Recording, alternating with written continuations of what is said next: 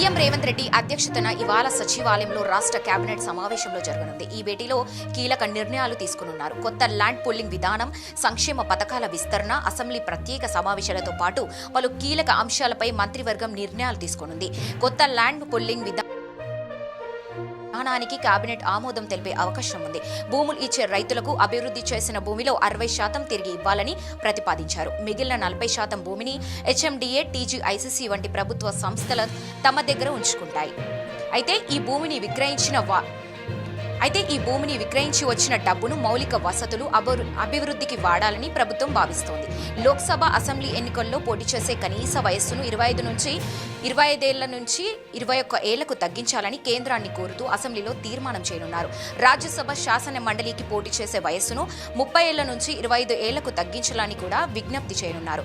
ఇందుకోసం ఆగస్టు 17 లేదా 18న ఒకరోజు ప్రత్యేక అసెంబ్లీ సమావేశం నిర్వహించే అవకాశం కనిపిస్తోంది.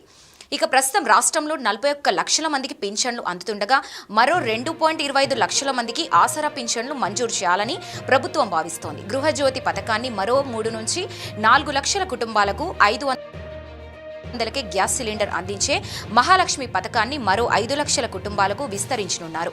హైదరాబాద్ కోర్ అర్బన్ రీజియన్లో తక్కువ ఆదాయం ఉన్న కుటుంబాల కోసం ఇందిరమ్మ టవర్స్ నిర్మాణానికి టెండర్లు పిలిచే ప్రతిపాదనకు ఆమోదం తెలిపే అవకాశం కనిపిస్తోంది. ఇక మూసి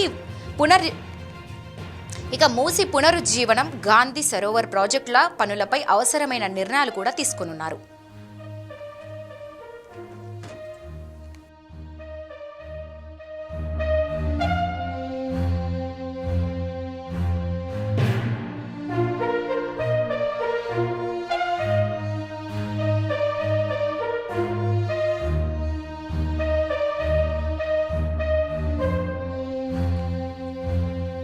సీఎం రేవంత్ రెడ్డి అధ్యక్షతన ఇవాళ సచివాలయంలో రాష్ట్ర కేబినెట్ సమావేశంలో జరగనుంది. ఈ భేటీలో కీలక నిర్ణయాలు తీసుకున్నారు. కొత్త ల్యాండ్ పూలింగ్ విధానం, సంక్షేమ పథకాల విస్తరణ, అసెంబ్లీ ప్రత్యేక సమావేశాలతో పాటు పలు కీలక అంశాలపై మంత్రివర్గం నిర్ణయాలు తీసుకునుంది.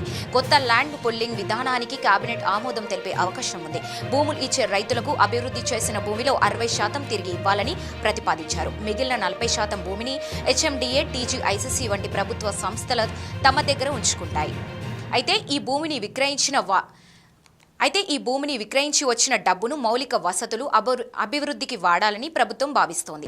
లోక్సభ, అసెంబ్లీ ఎన్నికల్లో పోటీ చేసే కనీస వయస్సును 25 ఏళ్ల నుంచి 21 ఏళ్లకు తగ్గించాలని కేంద్రాన్ని కోరుతూ అసెంబ్లీలో తీర్మానం చేయనున్నారు. రాజ్యసభ, శాసన మండలికి పోటీ చేసే వయస్సును 30 ఏళ్ల నుంచి 25 ఏళ్లకు తగ్గించాలని కూడా విజ్ఞప్తి చేయనున్నారు. ఇందుకోసం ఆగస్టు 17 లేదా 18న ఒకరోజు ప్రత్యేక అసెంబ్లీ సమావేశం నిర్వహించే అవకాశం కనిపిస్తోంది. ఇక ప్రస్తుతం రాష్ట్రంలో 41 లక్షల మందికి పింఛన్లు అందుతుండగా మరో 2.25 లక్షల మందికి ఆసరా పింఛన్లు మంజూరు చేయాలని ప్రభుత్వం భావిస్తోంది. గృహజ్యోతి పథకాన్ని మరో 3 నుంచి 4 లక్షల కుటుంబాలకు 500కే గ్యాస్ సిలిండర్ అందించే మహాలక్ష్మి పథకాన్ని మరో 5 లక్షల కుటుంబాలకు విస్తరించనున్నారు. హైదరాబాద్ కోర్ అర్బన్ రీజియన్లో తక్కువ ఆదాయం ఉన్న కుటుంబాల కోసం ఇందిరమ్మ టవర్స్ నిర్మాణానికి టెండర్లు పిలిచే ప్రతిపాదనకు ఆమోదం తెలిపే అవకాశం కనిపిస్తోంది. ఇక మూసి పునరుజ్జీవనం, గాంధీ సరోవర్ ప్రాజెక్టుల పనులపై అవసరమైన నిర్ణయాలు కూడా తీసుకున్నారు.